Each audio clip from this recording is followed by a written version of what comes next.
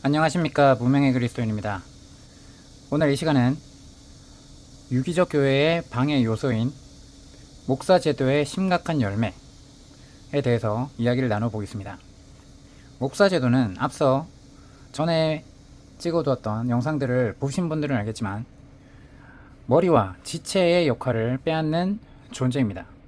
그래서 우리가 유기적 교회란 어떠한 개념인지, 그리고 신약 성경에서 말하고 있는 그러한 교회 공동체가 세워지려면 그것을 방해하는 요소들이 무엇인지 알고 제거를 해야 그것들이 이제 이루어지겠죠. 그래서 그러한 잘못된 종교적인 그러한 것들을 벗겨내보고자 그러한 요소들을 살펴보도록 하겠습니다. 우리들이 흔히 알고 있는 목사 제도, 무엇이 문제인가? 그리고 우리가 생각하는 교회의 개념, 이거는 오늘날 많은 사람들이 잘못 알고 있지만 예배당 교가 되어 있거나 아니면 목사 교가 되어 있어요. 왜냐고요? 교회는 지나가는 사람한테, 예를 들면 잘 모르는 사람인데 종교가 무엇입니까? 저 기독교인인데요. 교회를 다녀요. 만약에 이런 사람이 있습니다. 그럼 교회가 무엇입니까? 라고 물었을 때 우리가 지금까지 이야기해왔던 교회의 개념을 설명하는 사람은 그렇게 많지 않음을 우리가 분명히 알 수 있습니다. 여러분도 한번 그것을 한번 이야기를 해보세요. 만약에 교회를 다니시는 분들이거나 아니면 교회를 안 다니셨더라도 교회를 한 번이라도 다녀왔던 사람으로서 교회에 대한 개념이 무엇인가 설명할 수 있는지, 그것에 대한 생각을 한번 해보면 좋겠습니다. 그래서 교회가 그 교회 예배당, 교회 건물이라고 생각하시는, 저기가 교회잖아 라고 생각하는 그러한 건물의 개념이 강하게 자리 잡고 있는 것을 우리가 볼 수 있습니다. 그래서 우리는 이것으로 굳어진 것이 한마디로 신앙이 아니라 종교 형태를 갖춰서 종교가 돼버렸다는 거죠. 율법화된 거랑 똑같다는 얘기예요. 그럼 신약 성경에서 말하고자 하는 유기적 교회, 원래 교회 공동체, 교회 개념을 알면 교회는 유기적이어야 된다라는 것을 알 수 있습니다. 프랭크 바이올라의 유기적 교회 세우기라는 책에 있는 그의 설명을 한번 인용해 보겠습니다. 내가 유기적 교회라고 할 때 그것은 영적 생명에 의해 태어난 것을 뜻한다. 맞죠? 하나님의 영이신, 예수 그리스도의 영이신 성령으로 말미암아 우리가 태어난, 그리고 구원받은 존재로서 우리가 영으로 살게 되는 것입니다. 그러한 성령께 사로잡힌 사람들의 성령을 머리로 둔, 성령께 순종하는 그러한 성도들이 하나하나가 교회 공동체의 지체요 주님의 몸이라고 이야기를 할 수 있습니다. 그래서 즉 그것은 인간의 제도로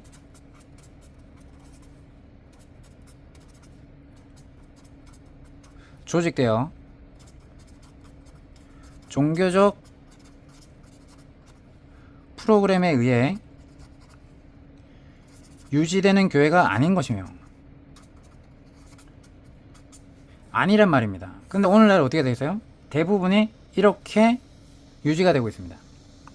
유기적인 교회 생활은 다음과 같은 특징들을 바탕으로 한 경험이에요. 얼굴과 얼굴을 마주 대하는 공동체, 그것은 특정한 지역이나 집에 모여서 집단 생활을 하는 무리를 가리키는 것이 아니에요. 모였어요.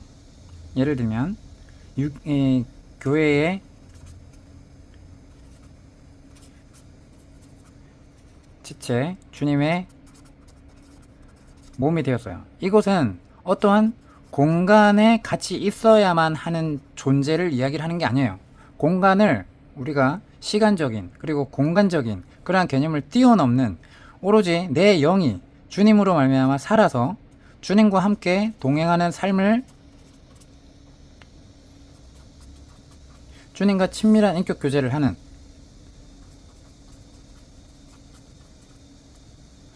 그러한 성도가 된 것은 이미 주님께 연결되어 있는 거예요. 그럼 주님이 있어요. 시간과 공간에 상관없이 이 사람들의 삶 속에서 이 사람들의 몸이 누구가 거하는 전이 되어 성령에 거하시는 전이 되는 것입니다. 그럼 성전된 한 명 한 명이 각자의 삶 속에서 성령의 열매를 맺게 되는 거예요. 그죠? 근데 이러한 사람들이 한 자리에 모일 수도 있고, 아니면 예배당 중심으로 정해진 시간에 모여서 살 수도 있고, 그렇게 신앙을 나눌 수도 있고 합니다. 근데 나눌 때 지금처럼 오늘날의 인간 제도 조직처럼 계급화되어서 한 사람의 설교를 듣고 인도자가 인도하는 대로 예배가 고정이 되어서 그냥 듣다만 오고 아멘만 하다 오고 하는 존재로서의 지체로 살아간다는 것입니다. 근데 주님의 몸이 된다는 것은 함께 모였더라도 모이게 됐을 때 어떻게 됐을까요? 모든 지체들이 이 한 명 한 명이 부족하지만 성령의 열매를 맺은 경험, 그리고 주님과 친밀한 인격 교제를 함으로써 말씀을 깨닫게 되고, 그러한 것들을 나누는 그러한 모두가 성장되었던 성장되지 않았던 그러한 기능을 발휘하면서 서로에게 은혜를 끼치고 서로가 부족한 부분들을 채우게 되는 것입니다. 목사 한 명이 주도하는 예배가 아니라 누구나 직접 말할 수 있고, 감동에 따라 설교를 할 수 있고, 찬양 인도를 할 수 있고, 그 영적인 흐름의 분위기에 따라서 직접 참여하는 열린 모임이 되는 것입니다. 이것이 유기적 형태를 지닌 교회로서의 참된 모습입니다. 그래서 서열이 없는 모두가 왕같은 제사장이라는 것입니다. 그래서 그걸 수평적인 관계에서 오로지 머리 대신 주님의 영광을 나타내며 살아가는 사람들입니다.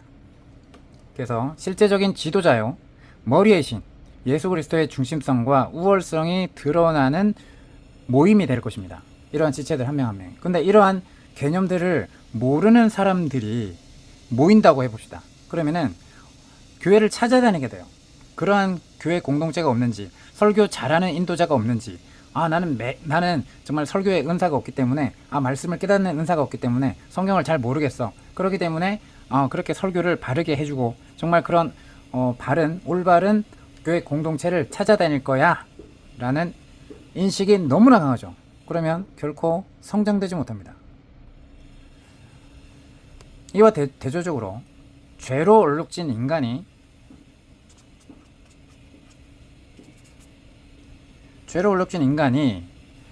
비즈니스를 하듯 우리가 흔히 인식하는 거예요. 현재 이런 모습입니다. 실제 신약 성경에 가리고 예수님이 우리에게 주셨던 유기적 형태로 모이고 흩어져서 우리의 삶 속에서 성령의 열매를 맺는 그런 교회 지체들이 되어 있는 것이 아니라 우리가 꼭 모여야 되는 거죠. 비즈니스 하듯 교회를 그 개념으로 교회를 세우려 한다면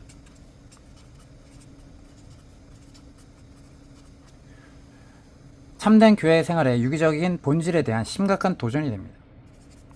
결코 유기적인 모습을 체험할 수도 없고 그러한 모습을 보일 수도 없습니다. 왜? 한 사람의 리더가 있어야 되거든요. 구약처럼 구약의 형태를 꿈꾸죠.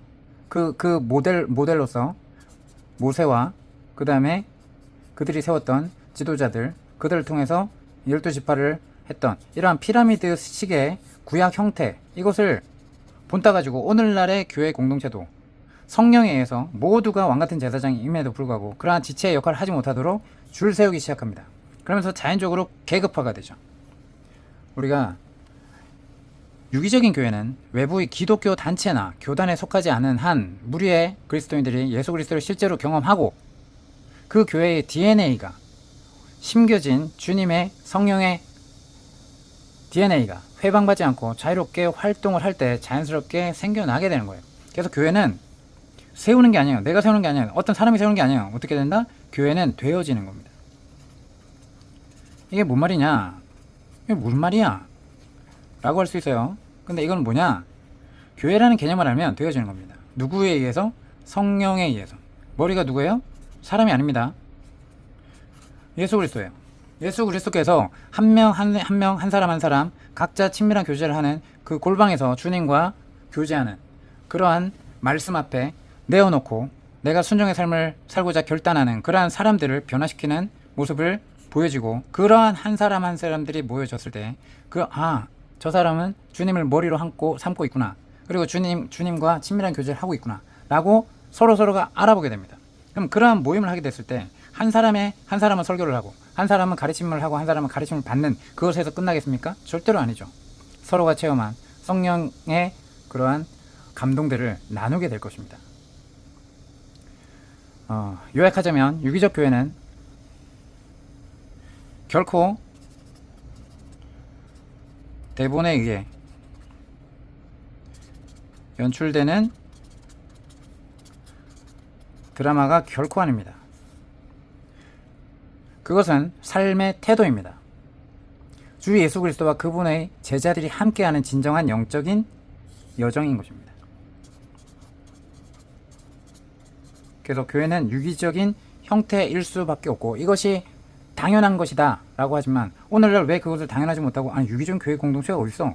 이 도대체 뭘 설명하는 거야? 라고 한다라고 하면 여러분들은 이것에 너무 많이 세뇌당해 있거나 이거 자체를 교회로 세울 거 그러면 생각해 보십시오. 주님이 이러한 교회를 세우길 원하셨겠습니까? 여러분 기독교가 비즈니스다 라고 얘기를 하죠. 많은 불신자들이 기독교를 불신합니다. 야 정말 저들은 참 하나님 믿는 사람들 같아 라고 합니까? 아니면 아우 기독교인들이 더해 라고 얘기를 하겠습니까? 어떤 비난을 받고 있죠? 빛을 비추기 때문에 어둠이 막 그래서 핍박하는 겁니까? 아니면 빛을 잃었기 때문에 짓밟히는 겁니까? 우리가 분명히 알아야 됩니다. 성령의 열매가 없는 그러한 종교를 아무리 한다 한들 예를 들면 동사무소라고 간판이 있어요. 근데 내가 주민등록 등본을 떼고 싶어. 근데 떼러 가야 돼. 근데 동사무소에 갔는데 들어갔어요. 아 저기구나 라고 팻말을 보고 들어갔어요. 근데 등본 떼러 왔습니다 라고 얘기를 하니까 어떻게 돼요? 이 사람들이 뭐 한다고요? 저희는 그런 거 해주는 데가 아니에요. 그럼 뭐 하는 데예요? 저희는 그냥 인원 조사만 하는 곳이에요. 그럼 인원 조사를 뭐 하러 해요? 등등에 막 이런 얘기를 해요. 그럼 예를 들면 이것을 제 역할을 못 한다는 얘기입니다. 교회를 열심히 다녔어요. 이러한 형태의 이것을 교회인 줄 알고 열심히 다녀. 열심히 출석합니다. 그리고 11조도 하고 주일 성소도 합니다. 근데 삶은 변화되지 않는 많은 사람들이 있어요. 삶으로 돌아가서는 주님이 없는 것처럼 세상 사람과 동일하게 살아가는 이게 교회 믿는 잔지 안 믿는 잔지 성령의 열매가 뭔지 그냥 지적으로만 알고 있는 거예요. 실현되지 않습니다. 열매는 우리가 맺는 게 아니거든요. 그죠? 성령의 열매는 내 의지가 아닙니다. 결코 내 의지로 되어지는 모습과 분명히 구별됩니다. 왜요? 내 의지로 해도 성령의 열매인 것처럼 보여질 수 있어요. 가식적일 수 있어요. 이중적인 삶을 살 수 있습니다. 내 안에 탐욕이 가득한데 그것을 숨길 수 있어요. 가면 쓴 모습으로 살아갈 수 있습니다. 하지만 어떻게 돼요? 하나님은 속일 수 없죠. 그것이 성령에 의해서 순종되어져서 한다라고 하면 하나님은 분명히 아십니다.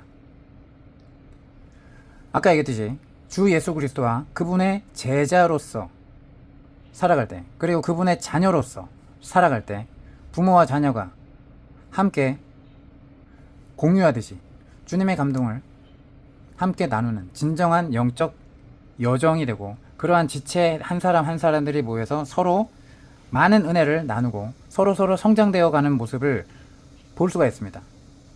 여전히 그 자리에 머물러 있지 않습니다. 그래서 유기적인 교회 공동체와 그렇지 않은 종교적인 형태의 교회의 다른 점은 한마디로 GM 아니면 포드, 삼성, 자동차 회사와 채소밭의 차이일 것입니다. 뭔 말이에요? 인간에 의해서 만들어진 거냐? 그래놓고 어떻게 돼요? 하나님께서 교회를 세우게 하셨다. 천만의 말씀입니다. 하나님께서 이런 감동을 주셔서 이러한 교회 건물 예배당을 짓게 하셨다. 근데 은행빚을 잔뜩 지고 나중에 부도가 납니다. 사람들이 안 와요. 어떻게 돼요? 이단들이 사죠. 결국 팔려요. 그럼 그거에 보증 섰던 사람은, 대출받았던 장로는 어떻게 되는 겁니까? 많은 상처를 입히죠. 정말 그것이 하나님의 성령의 감동이라고 생각하고 그것이 예수님이 제자들한테 명하셨던 그 방법입니까? 아니죠. 너희는 교회를 그렇게 할 때 그렇게 해라 라고 비즈니스 하듯 해라. 그렇게 너는 목사로서 그렇게 해도 내가 너를 구원시킬 것이다. 목사가 성추행을 해도 성도들은 벙어리 있듯이 그렇게 해라. 이렇게 했나요? 인간에 의해서 만들어졌느냐 아니면 하나님에 의해 태어나서 영적인 생명으로 살아가느냐의 차이입니다. 인위적인 조작이냐 아니면 살아있는 생명체이냐. 아까 얘기했죠. 자동차 회사는 사람에 의해서 프로그램에 의해서 돌아가면서 계속 그렇게 책바퀴 돌듯이 탄생시키고자 하는 겁니다. 하지만 채소밭은 어때요? 사람들이 물을 주는 역할도 하지만 실질적으로 이것을 씨앗을 틔우고 이것을 사람이 합니까? 아니죠. 살아있는 생명체이기 때문입니다. 인위적인 조작이 아닌 살아있는 생명체. 이것이 예수 그리스도께서 꿈꾸시던 십자가를 통해서 이루어진 자신의 신부 그리고 하나님의 자녀들의 모임입니다. 불가능해 보이지만 유기적이어야 하는 교회라는 것입니다. 하나님이 없는 세계, 하나님이 보시기에 죽어있는 이 세상이 돌아가려면 조직과 법이나 규율이 필수죠. 이것들이 없으면 죄로 가득한 이 세상은 컨트롤이 불가능합니다. 타락한 이 세상 사람들이 변해서 잘 돌아가기를 바란다는 것은 신기루를 잡는 것이나 매한가지죠. 잠깐은 그렇게 보일지 몰라요. 근데 하나님 없는 이 세상은 절대로 사람이 개가천선해서 바뀔 수 없어요. 자, 미국이 기독교의 뿌리를 두고 있기 때문에 예수님을 믿고 변화된 사람들에 의해 선진 사회가 되었다고 하지만, 그렇다면 기독교와는 거리가 먼 일본은 어떻게 해서 선진국이 되었습니까? 중국은 어떻게 해서 그렇게 발전하게 되었습니까?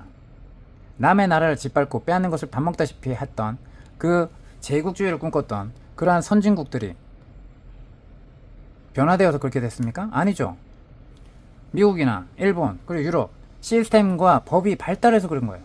사람이 변화되어서가 아니라 잘 발달된 시스템 경영과 법칙 속에서 장시간 흘러오다 보니 선진 사회가 되어 있는 거예요. 그죠? 기업도 그렇고 군대도 그렇고 심지어 조폭도 조직과 규율이 잘 짜여지면 탄탄하게 보입니다. 그리고 여기에 카리스마 있는 지도자가 나타나요. 그럼 그 우두머리로 있으면 그야말로 금상첨화입니다. 기계가 돌아가도 일사불란하게 움직이는 거죠. 그러면 이것이 성령의 역사입니까? 아니죠. 자, 그러므로 교회라고 하는 종교 조직도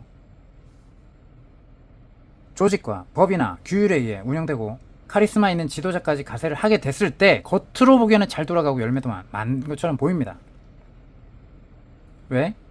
교회가 세상에 발을 두고 있기 때문에, 교회 지체들이 세상에서 살아갈 수밖에 없기 때문에, 맞죠? 세상에 존재하기 때문에 세상의 방법으로 얼마든지 할 수 있기 때문입니다.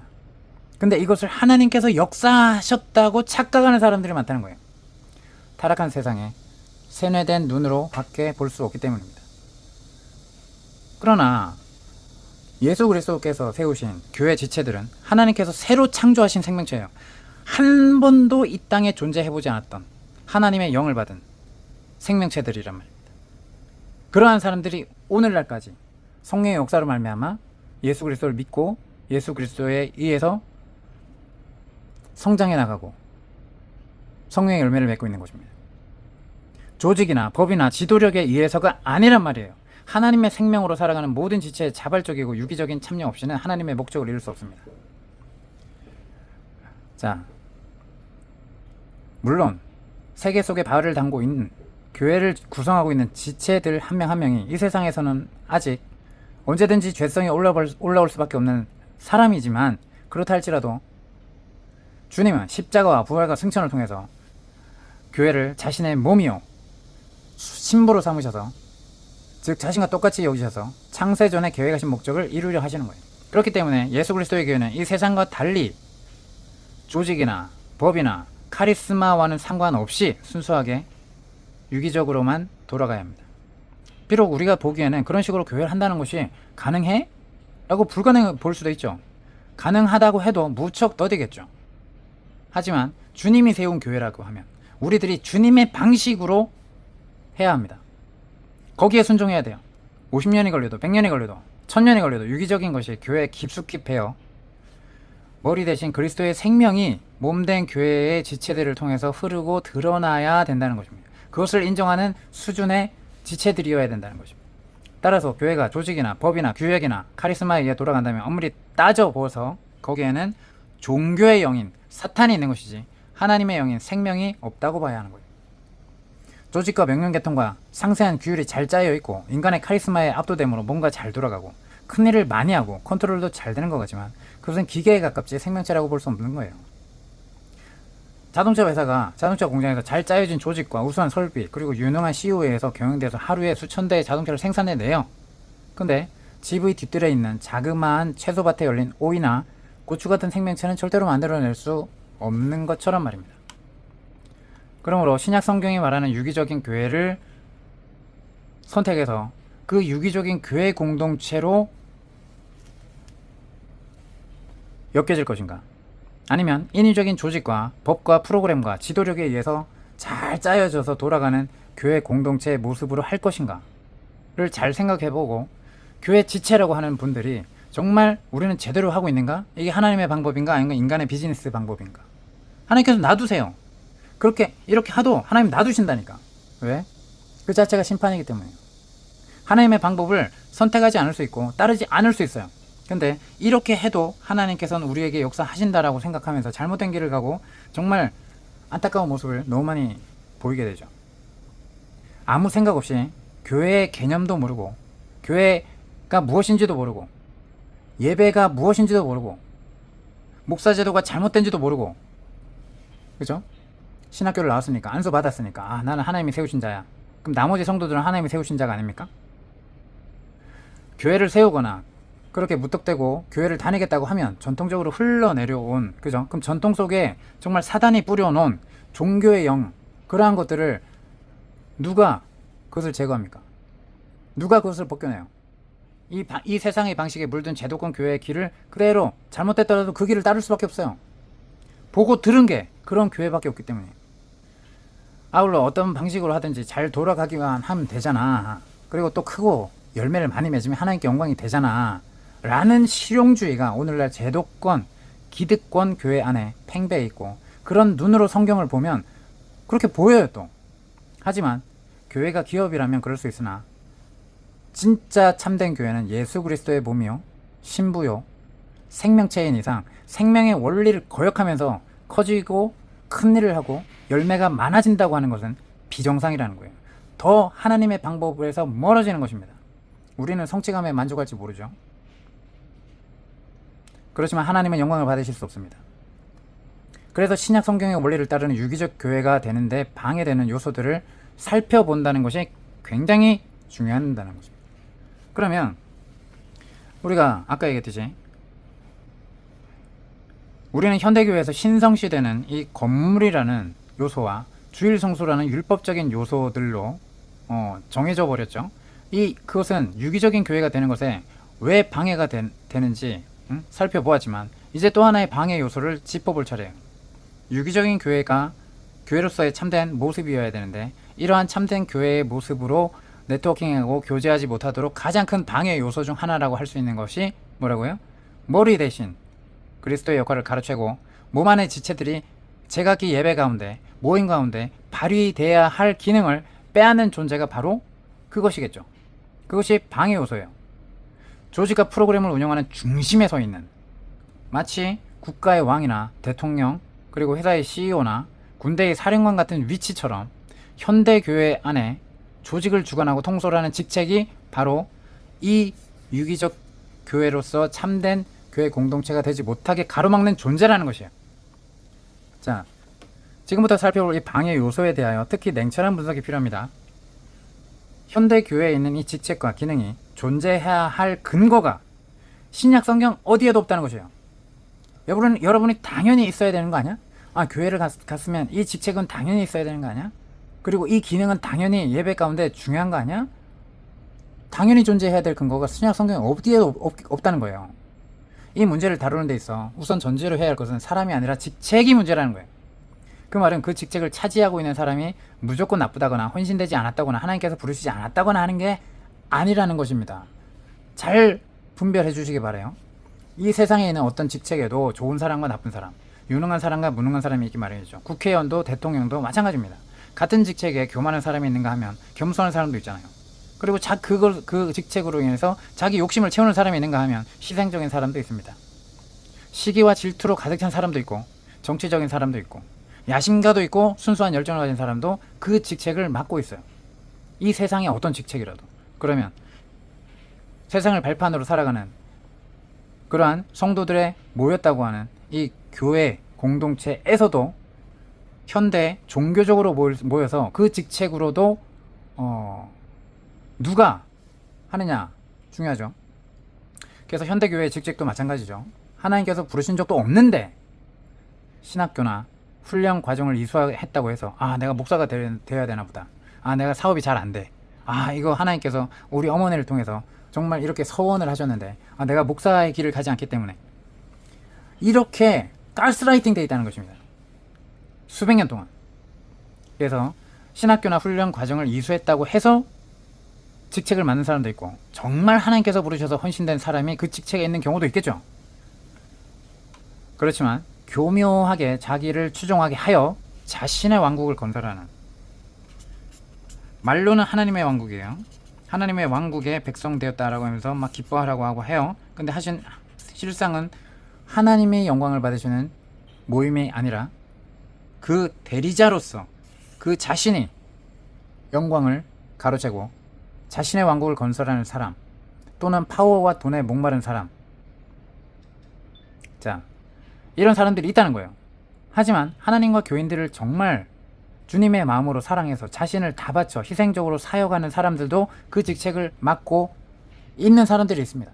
그 직책에는 사역을 잘해서 정말 내 의지로 사역을 열심히 할 거야, 그러면 하나님의 영광 받으실 거야, 이런 생각으로 자신에게 열등의식이 있었는데 그것을 커버하려는 야심 가득한 사람도 있고, 이름 없이 빚도 없이 주님의 영광을 드러나기 위해서 성도들을 은밀하게 살피고 돌보면서 자신을 드러내지 않고 무익한 종으로 여기는 사람도 있다는 것이에요. 이것은 이미 기독교 2000년 역사 속에서 다 드러난 것이고 지금도 드러나고 있어요. 그런데 문제는 어떤 사람이 맡고 있느냐에 상관이 없이 현대교회의 그 직책이 머리이신 예수님께서 주도하시고 모든 지체가 기능을 발휘하는 유기적 교회의 방해 요소가 된다는 사실입니다. 자, 그래서 이 부분에 대해서 계속해서 설명해 나갈 텐데 다음 영상을 또 기대해 주시고요. 오늘 이 내용에 대해서 첫 번째 영상을 소개해 보았습니다. 다음 영상을 기대해 주세요. 이상입니다.